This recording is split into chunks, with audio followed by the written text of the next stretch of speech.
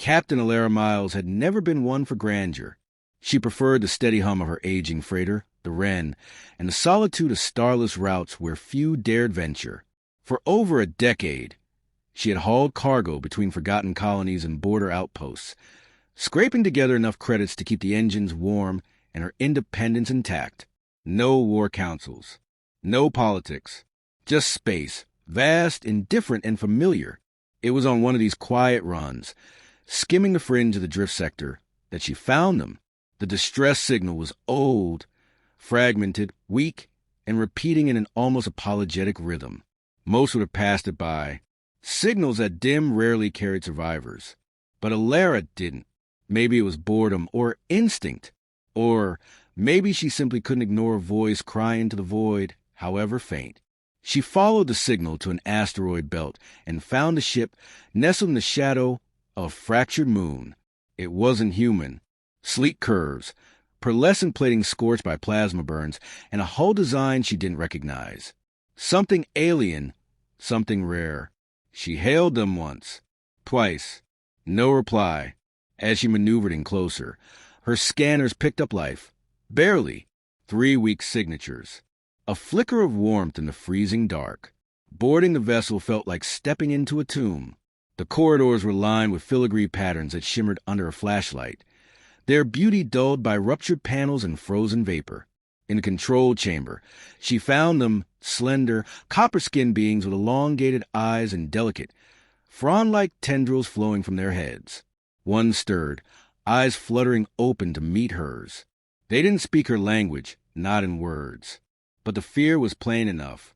Alara worked quickly, moving supplies aboard, stabilizing life support, patching enough of the hull to get them out of the belt. Her actions weren't heroic. They were practical. A crew on the brink of death was a technical challenge she could solve. So she did. For 2 days, she nursed them back. Shared rations. Rigged translators. Learned their names, Velrin, Tassa, and Isil. They were Virilians, a species she'd only heard rumors of. Nomads with no known homeworld, whisper about in xenobiology forums and deep space logs. She assumed they were explorers. They never quite confirmed that. Tassa, the one who seemed eldest, spoke first to the translator after many long hours of silence. You chose to answer. Alara shrugged. Seemed like the decent thing. Velrin leaned forward, eyes wide with something like awe. Most would not have come. Our kind, we are forgotten. She didn't know what to say to that, so she said nothing. They stayed aboard the Wren for 4 days as she transported them to a neutral port on Haven 7. During that time, they worked to repair their vessel, and she watched them with quiet curiosity. The Virilians moved with grace, their communication more gesture than word, and though they rarely spoke of their mission or origin, they watched her as much as she watched them, not in suspicion, but in something more solemn, reverence maybe. Before they left, Isil approached her. He extended a device, a smooth crystal sphere with a faint inner glow, and pressed it into her palm. "We do not forget," he said. Alara gave a half-smile. "You don't owe me anything." Tassa bowed low, hands to chest. Kindness that expects nothing is rare. Sacred, we will remember. They departed, their ship vanishing into the stars with a shimmer of light that left her standing alone in the docking bay. She slipped the sphere into her pocket and went back to her freighter, unaware that the brief encounter would shape the future in ways she couldn't yet imagine. Life resumed, as it always did. Contracts came and went. The galaxy continued spinning, uncaring. Over time, the memory faded. Not completely, but like a pleasant dream receding with the morning light. The Virilians never contacted her again, and when others asked about the strange ship, she kept her answers short. Just a rescue, nothing more. Years passed. The galaxy grew darker. Trade routes became dangerous. Factions hardened. The great empires, the Dominion, the Free Systems Coalition, the Inner Pact, stopped pretending they were anything but predators circling one another, teeth bare behind treaties and handshakes. Smaller colonies like Alara's home, Seal Station, became casualties of neglect. Supplies ran thin. Raids increased. Pirates and mercenaries filled the void left by retreating security forces. Ilara's deliveries were interrupted. At first, it was minor, a lost crate here, a rerouted path there. But it escalated. Her docking codes were revoked without notice. Contract payments were delayed indefinitely. One day she returned from a run to find her berth reassigned, her cargo seized by local security. No explanation given. It became clear she had no protection, no allies. Not anymore. She tried to appeal to push back, but no one listened. She wasn't important. She never had been. Eventually, she stopped fighting, retreated to the quieter lanes, carried what little freight she could, kept her head down. The galaxy didn't have room for idealists anymore. Seal Station deteriorated. Once a thriving trade hub, it now ran on backup generators and barter systems. Medical shipments were weeks late. The outer modules, once bustling, stood abandoned, airlocks sealed with warning tape. Those who could leave did. Those who couldn't waited for the inevitable. Ilara stayed. She fixed power lines, distributed food, piloted salvage runs to derelicts and dead freighters for spare parts. Not because she thought she could save the place, but because someone had to keep trying, even in failure. Then came the blockade. A fleet of gunmetal ships appeared in orbit one morning, surrounding the station in a cold ring of steel. The banner of the Dominion flew from their lead dreadnought, a crimson star over broken chains. They issued a single transmission: surrender and submit or be dismantled. No one responded. There was no government left to parley. No militia worth mentioning. Just mechanics, dockhands, retirees. Ilara stood among them, listening to the silence. The Dominion gave them 3 days. She used the time to rally what few pilots remained. She patched together old fighters, jury-rigged defense grids. Every night, she looked at the sky and knew they wouldn't hold. On the second day, she considered fleeing. She took the Wren out past the outer beacon and watched the stars. Ran system diagnostics. Told herself it was reconnaissance. Instead, she found the signal. It came from deep space, encrypted, old tech. A burst transmission in a code she didn't recognize but felt familiar. Her systems flagged it as untranslatable. But the crystal sphere in her cabin, forgotten, inert for years, began to glow. She stared at it for a long time, heart hammering. It pulsed in a rhythm she remembered. A language not in sound, but in intent. A promise kept. The Dominion ships hadn't moved. They didn't know. Not yet. Ilara returned to the station, silent, expression unreadable. When asked if she thought they could win, she simply said, "Wait." The third day arrived. The fleet came with the dawn. The morning came with a blood-red sky, refracted to the swirling dust clouds caught in Seal Station's weakened atmospheric shielding. Ilara stood at the viewport of the command deck, her reflection faintly visible against the looming shape of the Dominion dreadnought above. It hadn't moved in hours, like a predator waiting for the last heartbeat before the pounce. The station was quiet in a way that no station should be. Life support systems humming too loud. Corridors empty, even the children no longer playing near the inner halls. People were hiding, waiting, or giving up. She watched Lieutenant Bren Corrin adjust a loose valve on the station's thermal regulator. He was young, maybe 24, a former pilot turned engineer after losing his wing in a skirmish 2 years prior. He wore exhaustion like a second skin. "They're not bluffing," he said without turning. "You know that, right?" "I know," Ilara replied. Corrin exhaled through his nose. "So, what are we doing? Hoping for a miracle? You get some secret ace up your sleeve I don't know about?" Ilara didn't answer, not because she wanted to be cryptic, but because the truth felt fragile. The message she'd received 2 days ago still echoed in her mind, its meaning undeniable, yet impossibly vast. The Virilians had heard her, or seen her, or something. Their message wasn't words. It was a return of awareness, a stirring in the void, a reminder that kindness once offered was not forgotten. She hadn't told anyone, not yet, because if it turned out to be nothing, she'd be offering false hope, and that was more dangerous than despair. "I need more time," she said simply. "You have 12 hours, Corrin muttered. "Maybe." Later, in the silence of her ship's cabin, Ilara replayed the transmission again, though there was no sound. Just a sphere glowing, a pulse in harmony with her heartbeat. She held it in her hand, the surface warm, as though alive. It felt like it was waiting for her to believe. It was hard. The galaxy had crushed belief out of her. But this was different. That night, the Dominion sent another message.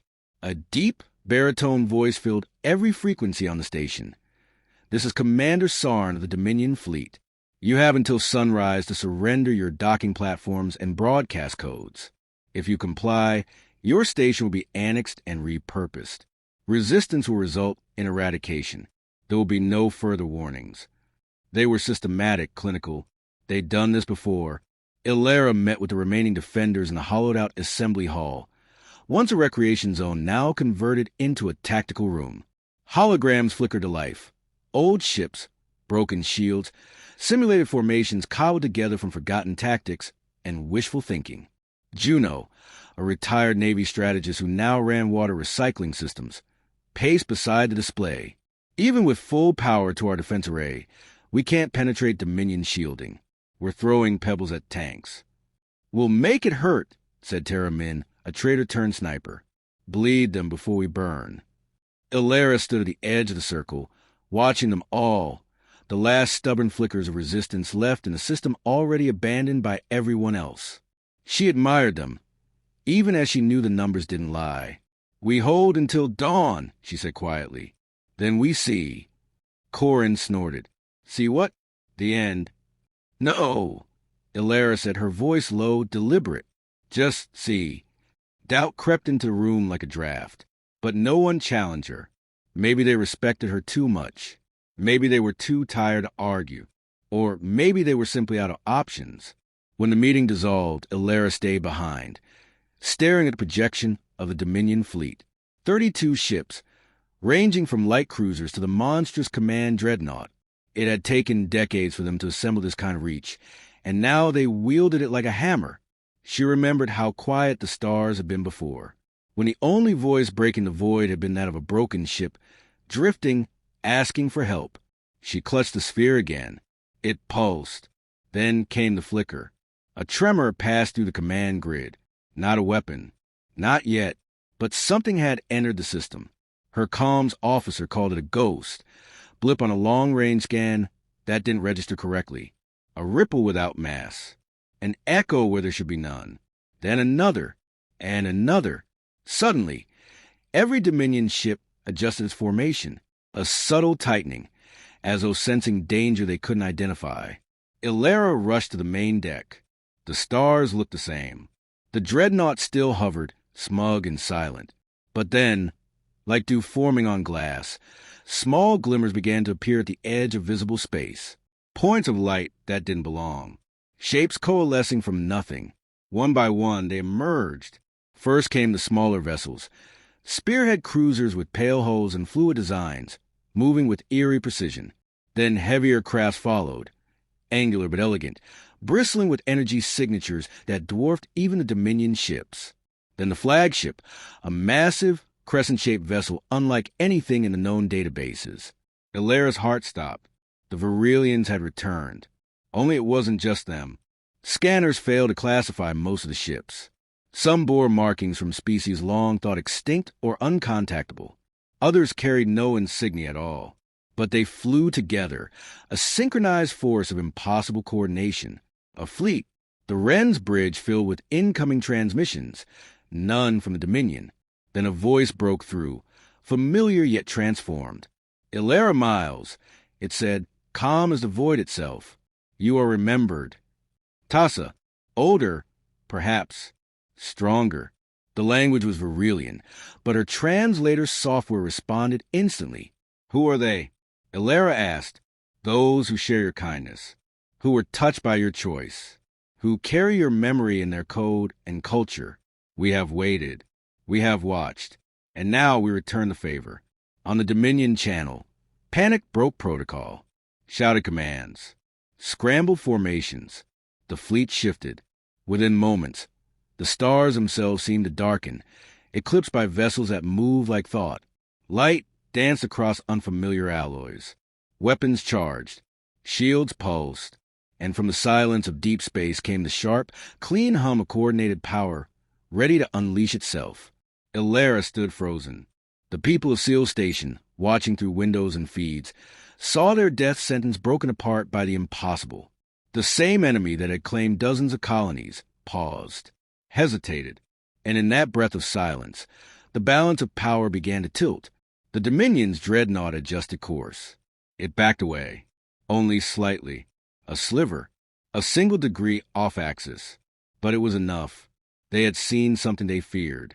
Ilara exhaled for the first time in what felt like days. Still no shots had been fired. Still no lines crossed. But the message was clear. This was not a rescue. It was a reckoning. The stillness that followed was not peace. It was a balance strung taut between two immensities, trembling on the edge of collapse. The Dominion fleet hovered just beyond Seal Station, still menacing, still capable of annihilation, but no longer unquestioned. Opposite them, the returning fleet of strangers, of remembered debts and silent oaths, waited in poised silence. The Virilians, yes, but others too. Species Ilara had never seen, whose technology defied classification, whose ship hulls shimmered with refractive alloys and strange geometries.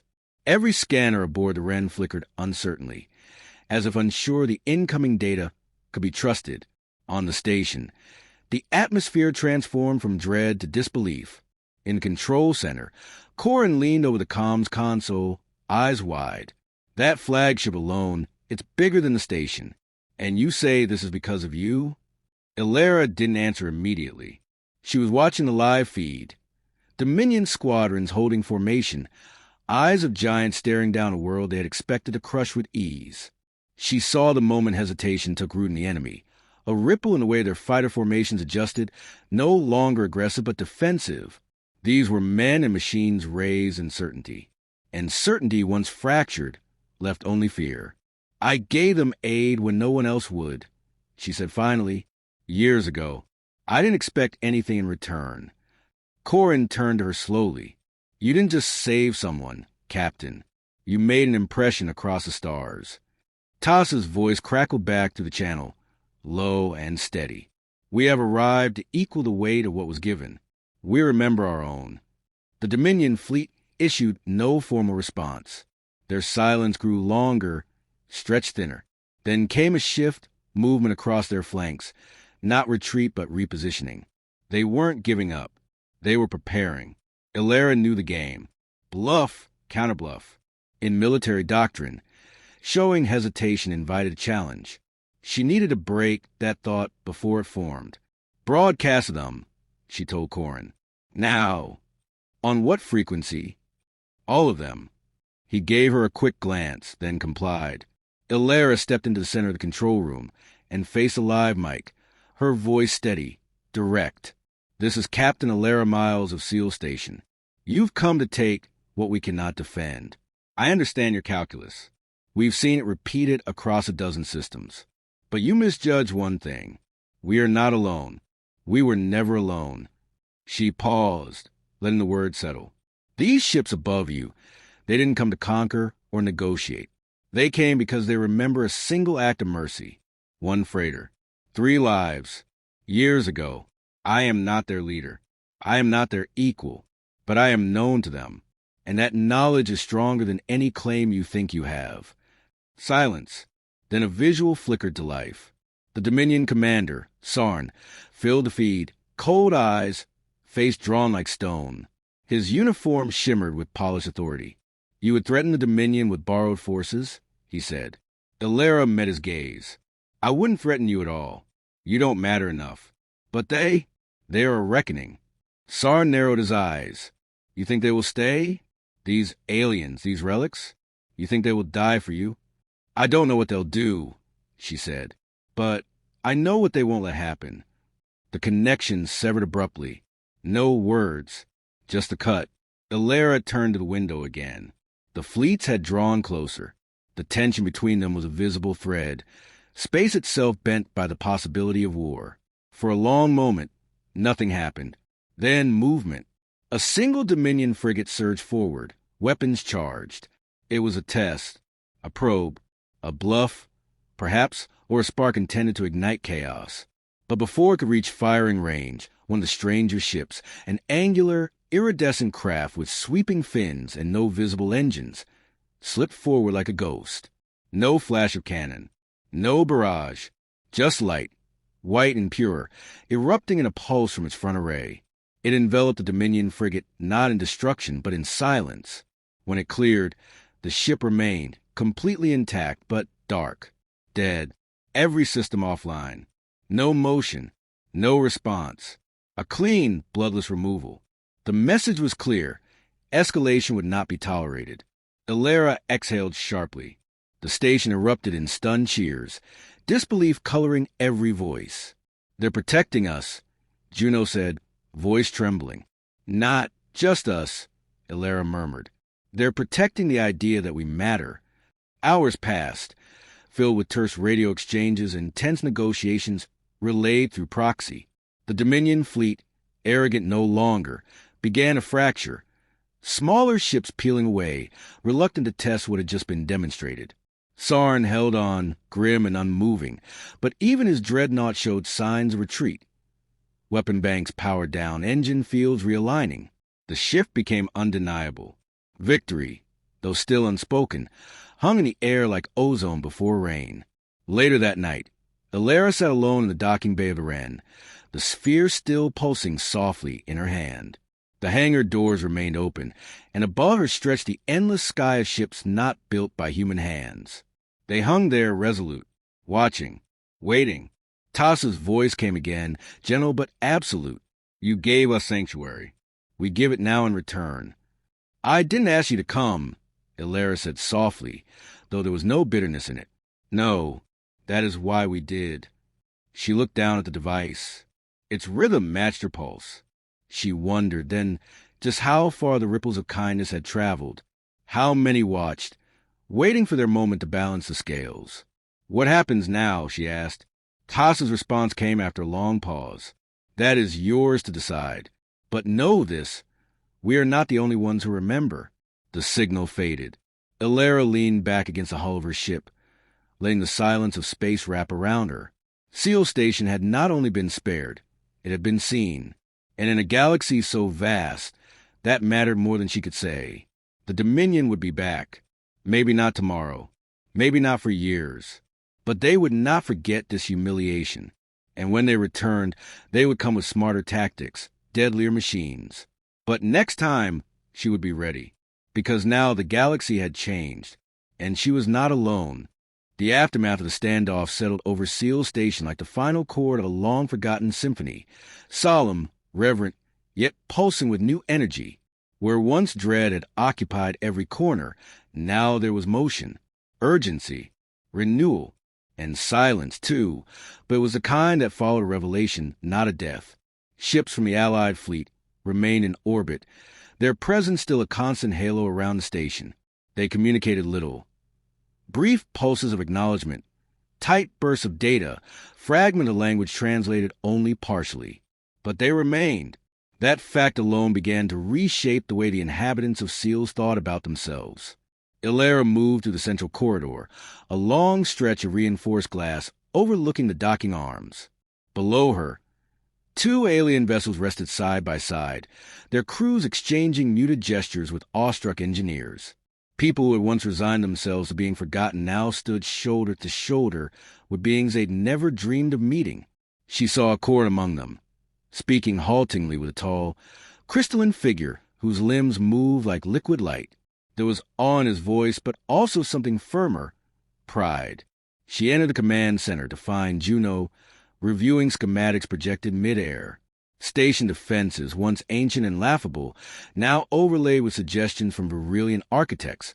Nonlinear shields, kinetic dampeners, regenerative plating. Technology generations ahead, offered freely, not as tribute, but as legacy. Juno looked up. They gave us everything.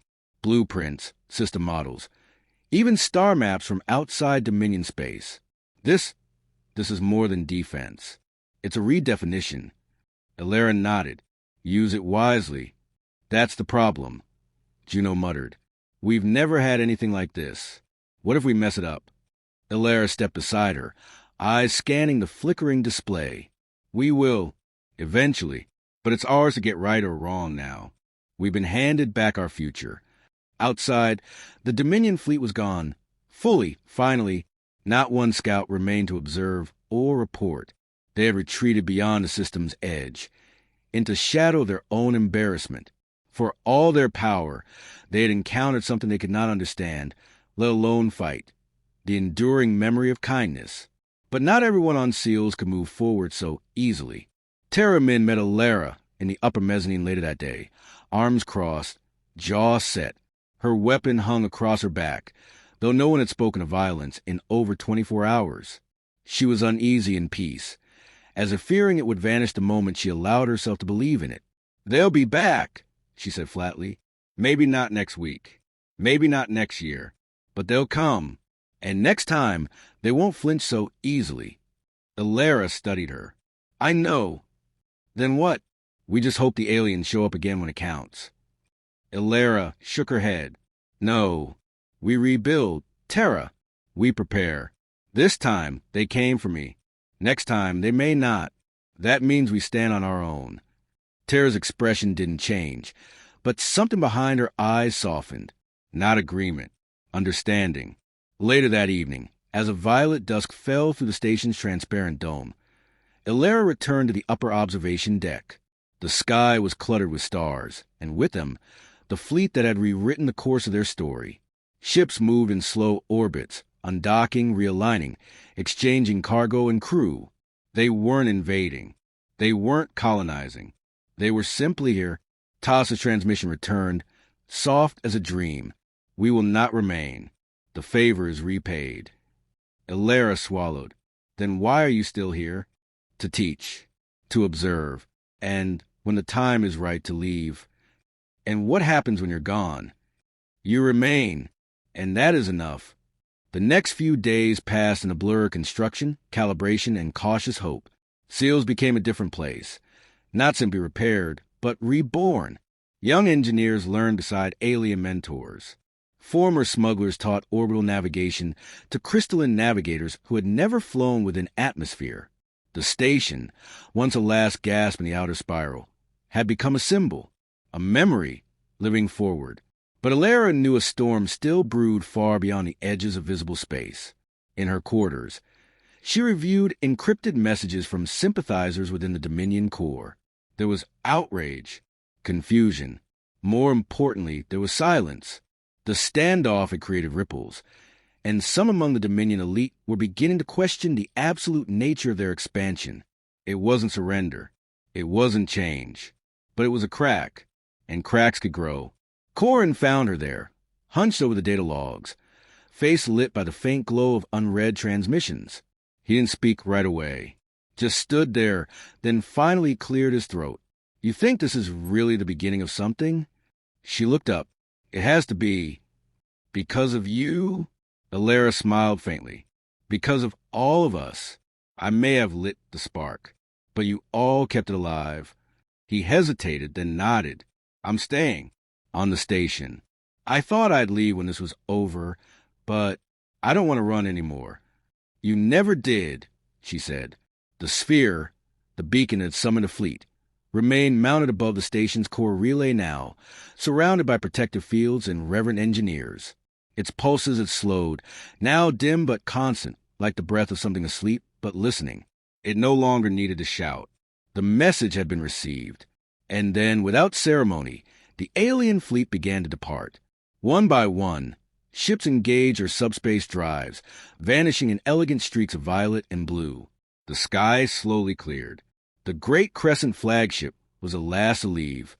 Tassa's final words came quietly. You are no longer forgotten.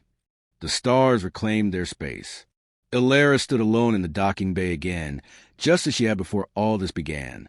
She closed her eyes, hearing only the hum of the station's renewed systems and the soft footsteps of people who still had work to do. When she opened them, the void was vast once more, but no longer empty. SEALs had survived. More than that, it had become something new, a lighthouse on the fringe, a name whispered not in desperation, but in gratitude. And somewhere, Out there, a fleet waited, not for command, but for connection. She didn't know if they'd ever return. She didn't need them to. Illyra Miles turned from the stars and walked back into the heart of her station, where the future, uncertain, luminous hers, was just beginning to unfold.